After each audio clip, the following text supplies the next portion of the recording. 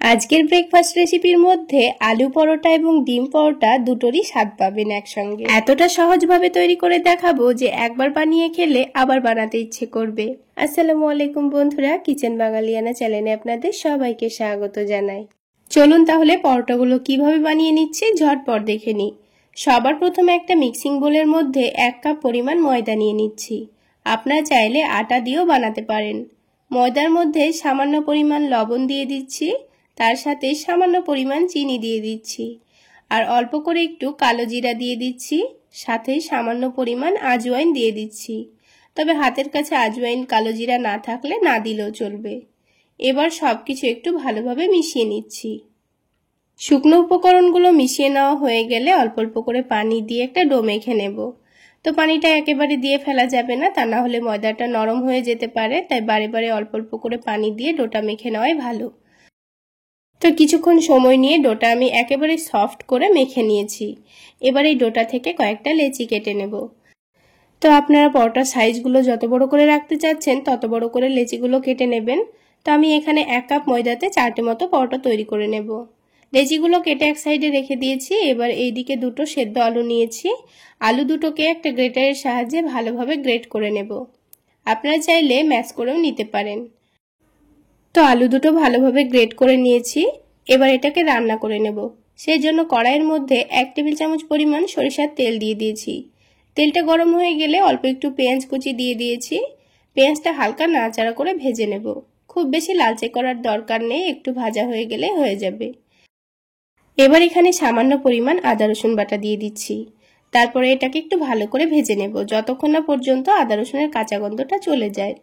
আদা রসুন ভাজা হয়ে গেলে অল্প একটু গাজর কুচি দিয়ে দিয়েছি, অল্প করে একটু ক্যাপসিকাম কুচি দিয়েছি, আর তার সাথে ঝালের জন্য কাঁচামরিচ কুচি দিয়ে দিয়েছি। এবার এখানে কিছু গুঁড়ো মশলা দিয়ে দেব, যেমন স্বাদ মতো লবণ, হালকা একটু কালারের জন্য সামান্য পরিমাণ হলুদের গুঁড়ো, আর তারপরে দিয়ে দেব অল্প করে একটু ভাজা জিরা গুঁড়ো, আর অল্প করে একটু ধনে গুঁড়ো। এবার সবকিছু একসঙ্গে ভালোভাবে ভেজে নিতে হবে। 3 থেকে 4 মিনিট সময় নিয়ে গ্যাসের ফ্লেমটা মিডিয়াম টু লোতে রেখে সবজিটাকে ভেজে নিতে হবে, যেন সবজিগুলো একটু ভালোভাবে ভাজা ভাজা হয়ে যায়। সবজিগুলো যেন কাঁচা ভাব না থাকে। তো দেখুন 3-4 মিনিট সময় নিয়ে ভেজে নেওয়ার পর সবজিগুলো কিন্তু খুব সুন্দর ভাজা হয়ে গেছে। এবার এখানে গ্রেট করা আলু দিয়ে দেব। আলুটা দেওয়ার পর এখানে একটা স্পেশাল ভাজা মশলা দিয়ে দেব। তো এই ভাজা মশলাটা আমি আলুর দমের জন্য বানিয়েছিলাম, আপনারা চাইলে আলুর দমের রেসিপিতে দেখে নিতে পারেন। তো এই মশলাটাই আমি অল্প করে দিয়ে দিচ্ছি, তার সাথে অল্প একটু ধনেপাতা কুচিও দিয়ে দিয়েছি।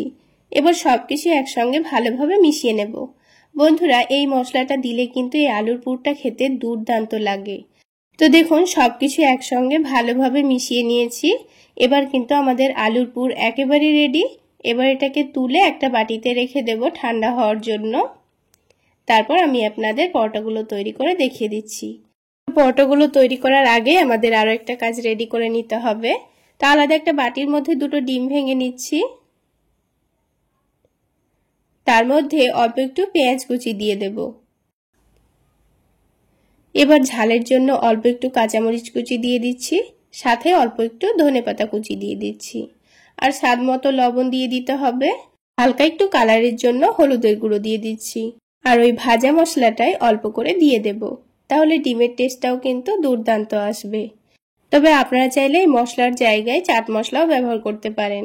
এবার সবকিছু একসঙ্গে ভালোভাবে মিশিয়ে নেব। তো দেখুন বন্ধুরা, সবকিছু একসঙ্গে ভালোভাবে মিশিয়ে নিয়েছি। এবারে ডিমের মিশ্রণটা সাইডে রেখে দিচ্ছি। তো দেখুন বন্ধুরা, এখানে এই লেচিগুলো কেটে রেখেছিলাম, এই লেচিগুলোকে হাতের মধ্যে নিয়ে আবার একটু ভালোভাবে মথে নিতে হবে, দিয়ে একটা সফট লই তৈরি করে নিতে হবে। তো 4টে লেচি থেকেই কিন্তু খুব সুন্দর করে 4টে লই তৈরি করে রাখবো। তারপর একটা একটা করে পরোটাগুলো তৈরি করে নেব। এবার অল্প অল্প করে ময়দা ছড়িয়ে দিয়ে পাতলা করে আর বড় করে রুটি বেলে নেব। তো দেখুন আমি অনেকটা বড় এবং পাতলা করে রুটিটা বেলে নিয়েছি। যতটা সম্ভব পাতলা করে বেলারই চেষ্টা করবেন, তাহলে পরোটাগুলো খেতে ভালো লাগবে। এবার অল্প করে পানি নিয়েছি, এবার রুটির চারিদিকে লাগিয়ে দেব। এভাবে পানিটা লাগিয়ে দিলে পরোটাগুলো সেট করতে কিন্তু খুবই সুবিধা হবে। পানি লাগিয়ে দেওয়া হয়েছে, এবার এই পুরটা ঠান্ডাও হয়ে গেছে। এবার এখান থেকে কিছুটা পরিমাণ আলুর পুর নিয়ে নিয়েছি, আর দেখুন 4টা পরোটার জন্য কিন্তু আমাদের পারফেক্ট পুর রেডি হয়ে গেছে। এবার এই পুরটাকে চামচের সাহায্যে একটু পাতলা করে ছড়িয়ে দিতে হবে। তো রুটির মধ্যে জায়গাটা খুব সুন্দর পাতলা করে ছড়িয়ে দিয়েছি। এবার এই রুটিটাকে চৌকো শেপে ভাঁজ করে নিয়ে আলুর পুরটাকে ঢেকে দেব। তারপর এখানে বেলাবেলির কোনো রকম ঝামেলা নেই, ঢেকে দিলেই কিন্তু পরোটাটা রেডি হয়ে যাবে। তো দেখুন চৌকো শেপের একটা পরোটা কিন্তু আমাদের রেডি হয়ে গেল। এইভাবে করে 4টা পরোটা রেডি করে নিতে হবে।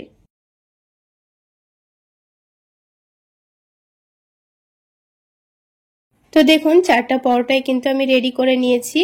এবার আমাদের হালকা গরম প্যানের মধ্যে সবগুলো পরোটা সেকে তুলে নিতে হবে।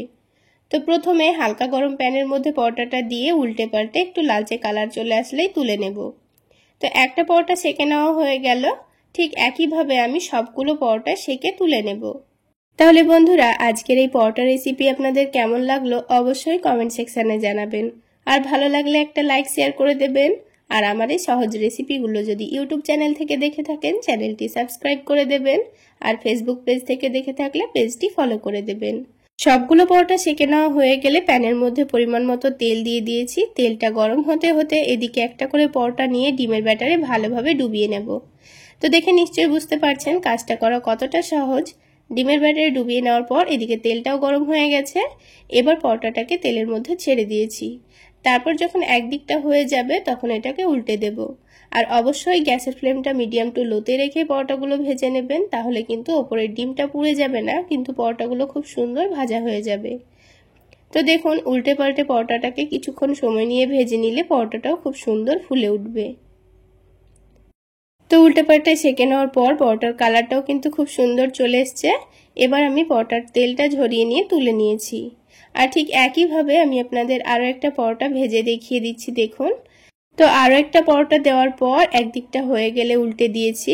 আর যতটা পরিমাণ তেল দিয়েছিলাম ওই তেলেই কিন্তু 4টা মতো পরোটা ভেজে নেওয়া হয়ে গেছে। তবে পরোটাগুলো যদি আপনারা ডিম দিয়ে না ভেজে নিতে চান তাও কিন্তু হবে। উল্টে পাল্টে সেকে নেওয়ার পর সামান্য একটু তেল দিয়েও পরোটাগুলো আপনারা ভেজে নিতে পারেন। তো দেখুন আরও একটা পরোটা কিন্তু আমাদের তৈরি করা হয়ে গেল। এটারও খুব সুন্দর কালার চলে এসছে। তেলটা ঝরিয়ে নিয়ে তুলে নিয়েছি। তো ঠিক একইভাবে আমি সবগুলো পরোটাই তৈরি করে নিয়েছি। এবার একটা পরোটা ভেঙে এর ভেতরটা আপনাদের দেখিয়ে দিচ্ছি। এই পরোটাকে আলু পরোটা বলবেন না ডিম পরোটা সেটা আপনারাই বলুন, খেতে কিন্তু দুর্দান্ত হয়েছিল। একবার হলো এইভাবে পরোটাগুলো বানিয়ে খেয়ে দেখবেন। আলাদা করে সবজি করার তো ঝামেলা নেই, এইভাবে বানিয়ে ঝটপট খেয়ে নিতে পারবেন। চাইলে বাচ্চাদের স্কুল টিফিনেও বানিয়ে দিতে পারবেন, খেতে দুর্দান্ত লাগবে। তাহলে বন্ধুরা আজকে এই পর্যন্তই। সকলে অনেক বেশি ভালো থাকবেন, সুস্থ থাকবেন। দেখা হচ্ছে আরও একটি নতুন রেসিপি নিয়ে নেক্সট এপিসোডে।